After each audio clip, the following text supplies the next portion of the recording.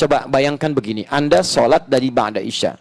Sholatnya 2 rakaat, 2 rakaat, 2 rakaat sampai menjelang fajar. Fajar mau tiba tutup 1 rakaat. Pertanyaan saya, berapa rakaat sholat Anda tunaikan? Kita mulai ya.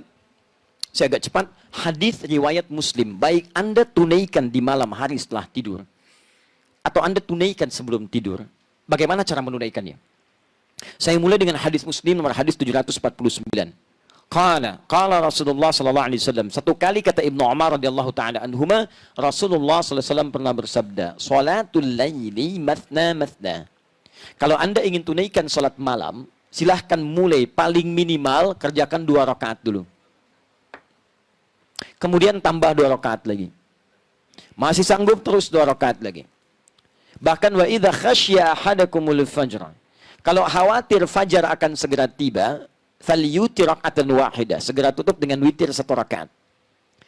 Coba bayangkan begini, Anda sholat dari ba'da isya. Sholatnya 2 rakaat, 2 rakaat, 2 rakaat sampai menjelang fajar. Fajar mau tiba tutup 1 rakaat. Pertanyaan saya, berapa rakaat sholat Anda tunaikan? Banyak ya? Apa kesimpulannya? Cara memahami hadis ini artinya tidak ada batasan spesifik dalam sholat malam ini. Tapi paling minimal Anda tunaikan 2 rakaat. Tutup dengan 1 rakaat. Ustaz, kok ada peluang 2 rakaat? Jangan bayangkan semua orang tunaikan ba'da isya. Ada orang yang tidur dulu. Subuhnya 3:34. Dia bangunnya 3:1/4. Waktu dia harus bagi antara sahur dengan kemudian sholatnya. Ada peluang nggak? Baik, misal dia bisa kerjakan 5 menitnya. Dia bagi-bagi di situ. Dia punya waktu di situ 19 menit. Ya 10 menit dia tunaikan misalnya untuk sholatnya. 2 rakaat tambah witir 1 rakaat. 10 menitnya digunakan misalnya untuk makan sahurnya. Atau 9 menit 10 menitnya. Baik, maka dia punya peluang 2 rakaat kerjakan, kemudian 1 menit 1 rakaat tutup dengan witirnya. Artinya apa? Kesimpulan umumnya adalah Nabi pertama tidak membatasi jumlah rakaatnya. Jelas ya? Tapi paling minimal berapa? 2. Witir berapa? 1. Jelas? Oke, sekarang muncul pertanyaan, ya Rasulullah, kalau nggak dibatasi begitu, nanti rakaatnya berantakan. Yang 1 paket hemat, 2, witir 1. Yang 1 pertengahan, ada 4, witir 1. Yang lainnya ambil 11, yang lain lebih daripada itu.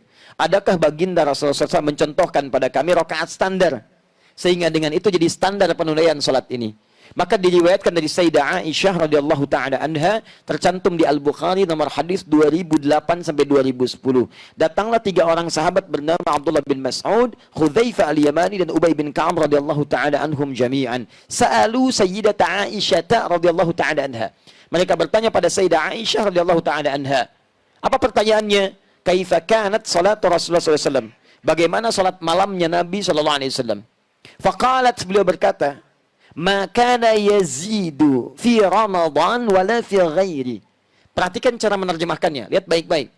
Selama tinggal dengan saya, ingat ya, selama tinggal dengan saya, maksudnya selama menginap di rumah Sayyidah Aisyah. Istri Nabi Sayyidah Aisyah saja atau ada yang lain, Bu? Ada yang lain ya? Berapa istri Nabi? Baik, lebih daripada 4.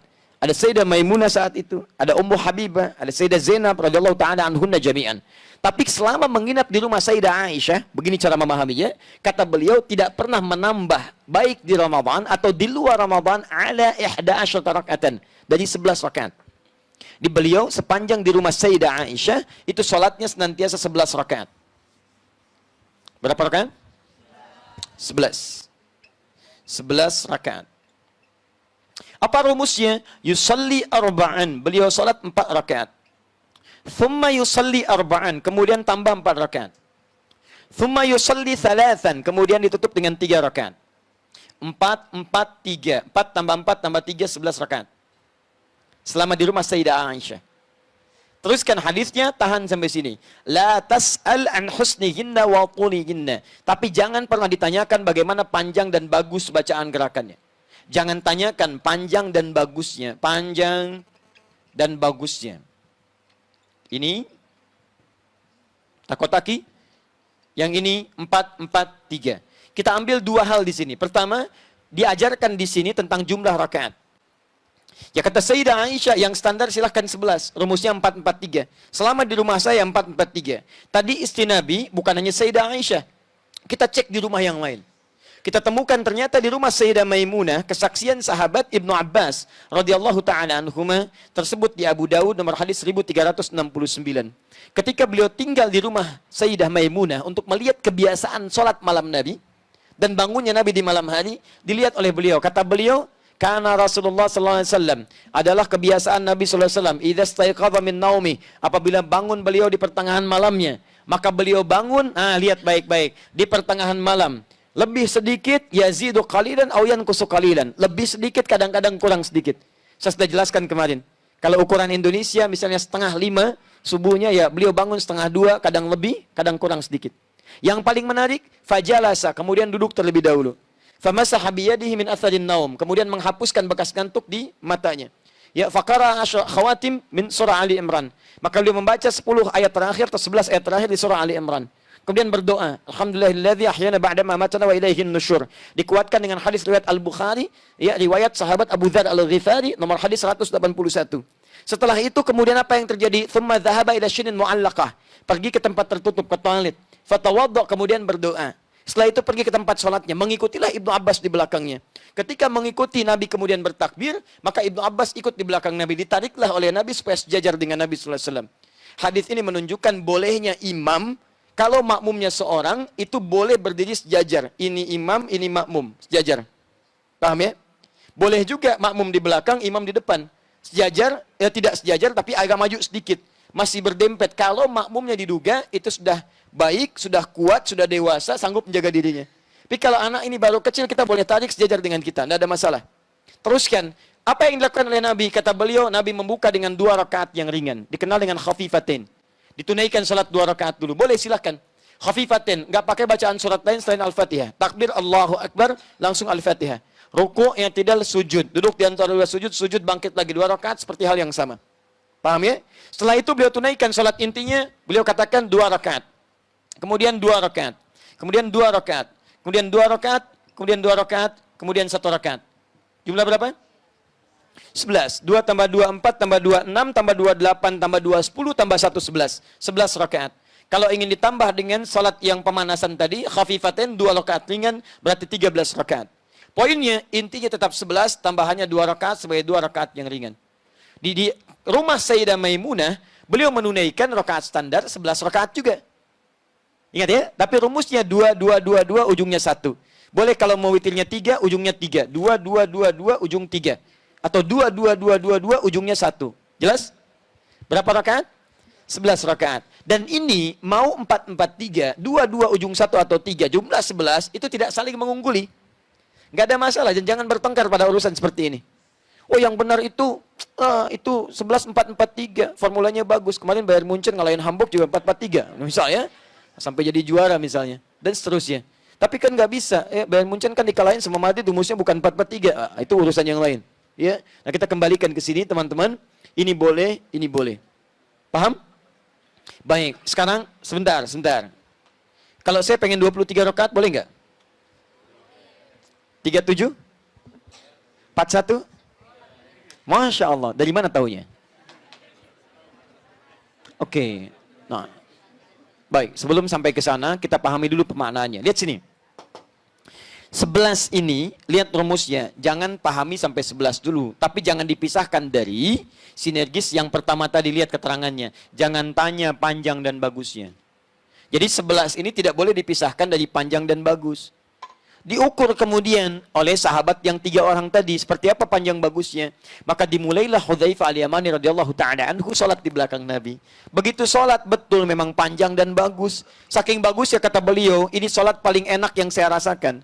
Kalau baca ayat doa, berdoa, tenang hati saya. Baca ayat surga, pengen cepat ke surga. Baca ayat neraka, takut dengan neraka. Allahu Akbar, enak salatnya. Saking enaknya tak terasa, rakaat pertama 100 ayat Al-Baqarah. Enak. 1 rakaat 100 ayat. Ruku, bangun lagi, sampai bangun teruskan lagi. Itu masuk diceritakan, penasaran. Benar enak. Sholat di belakang Nabi, enak betul. Wah nikmat sholat di belakang Nabi. Diikuti bacaan, karena beliau ahli Quran, ahli qiraat. Di bacaan Nabi itu diikuti supaya nanti saat bacakan ingin serupa dengan bacaan Nabi, indah. Makanya sesekali Nabi sering katakan, Abdullah baca. Ya Nabi, engkau kan yang Nabi. Tidak ada salahnya kan saya mendengar bacaan Anda. Indah. Begitu diikuti sampai 100 ayat Al-Baqarah, dikira akan ruku, ternyata diteruskan. 286 ayat Al-Baqarah sampai selesai. Dikira akan ruku, nyambung ke Ali Imran, 200 ayat. Dikira akan ruku, nyambung ke An-Nisa, 176 ayat. Baru setelah 176 ayat, beliau kemudian ruku di situ. 5 juz 4 halaman, rakaat pertama. Luar biasa, lebih banyak dari yang semula. Dan besoknya tidak pada ikutan lagi. Ya. Kenapa? Bukan karena banyaknya. Bukan karena banyaknya. Karena nanti Imam An-Nawawi dia punya kitab namanya At-Tibyan fi Adab Hamalatil Quran. Anda yang senang dengan edisi bahasa Arab, cari terbitan Darul Kutub Al-Islamiyah, halaman 37. Ya, warnanya merah marun, paling kanan sebelah atas. Ya, paragraf 1 baris 1 sampai 3. Itu disebutkan di situ bagaimana sahabat Nabi sepeninggal Nabi, Utsman bin Affan, kemudian ada Abdurrahman bin Auf, Tamim Ad-Dari radhiyallahu taala anhum jami'an, itu bisa menunaikan salat-salat malam sampai khatam Al-Quran. Khatam Al-Quran. Itu luar biasa. Ya. Nah, tapi poinnya adalah, kenapa kemudian mereka tidak mengikuti Nabi lagi? Kata Abdullah bin Mas'ud, saya khawatir sering menduga, ini di mana posisi ayat yang mana rukunya Nabi. Supaya saya bisa praktekkan dalam sholat kemudian. Karena saya sering menduga, saya khawatir saya nggak khusyuk, akhirnya berpisah dengan Nabi di kemudian harinya. Tapi prinsipnya dibawa oleh mereka. Ternyata Nabi itu kalau sholat, pertama bacaan ayatnya selalu berusaha panjang. Ini kita ambil rahasianya.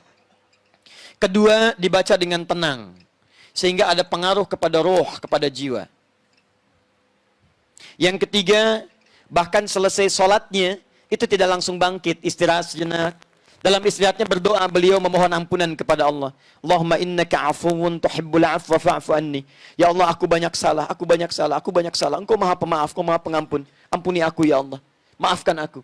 Seorang Nabi maksum dijaga dari kesalahan, masih meminta ampunan dari kesalahan dan mengaku salah. Kita yang bukan Nabi, bukan Rasul, tidak maksum merasakan bebas dari kesalahan. Itu yang fatal. Ini kemudian pasca salat, beliau berdoa dengan tenang. Istirahat, berdoa dengan tenang. Tahan, sini tahan. Fokus baik-baik. Lihat sini rahasia pertama. Rahasia pertama dibaca dengan panjang. Maksudnya memperbanyak ayatnya. Bukan sekedar panjang, memperbanyak ayatnya. Rahasia sholat malam, perhatikan rahasianya. Kenapa sampai disebut menyempurnakan puasa Ramadan? Teman-teman, ternyata ada satu amalan di dalam ibadah kita yang saat dikerjakan seperti sederhana tapi pahalanya melimpah. Apa amalan itu? Di antaranya adalah membaca Al-Quran. Kalau Anda sholat, sekali sholat nilainya 10. Ramadan dilipat gandakan. Tapi ingat, bukan cuma sholat yang dihitung, setiap bacaan Qurannya. Dan bacaan Quran skala dibacakan, satu hurufnya 10 kebaikan. Satu hurufnya sama dengan 10. Man qara'a harfan min kitabillahi falau asyru hasanat. At-Tirmidzi nomor hadis 2910. Siapa yang baca satu huruf dari Al-Quran, dia mendapatkan 10 kebaikan. Masih ingat kalau Ramadan kali berapa? 10 lagi. Jadi satu hurufnya berapa? Allahu Akbar. Cuman Ramadan yang saat Anda bacakan setiap hurufnya itu mengalir kemudian 10 kali lipat minimal di hari biasa. Maka mau malam hari apa lagi yang Anda carikan pahalanya? Kalau Anda kehilangan Ramadan, peluang ini nggak ada. Makanya Nabi mengajarkan pada kita, jangan ributkan masalah rakaatnya. Anda harus maksimalkan, baca yang banyak, karena peluang pahalanya banyak. Silahkan cek. Jadi kalau Anda mau sholatnya 11, mau yang lainnya, maksimalkan. Yang penting bacaannya itu, usahakan maksimalkan panjang, dalam arti perbanyak ayatnya, banyak ayatnya. Karena setiap hurufnya ini digandakan luar biasa.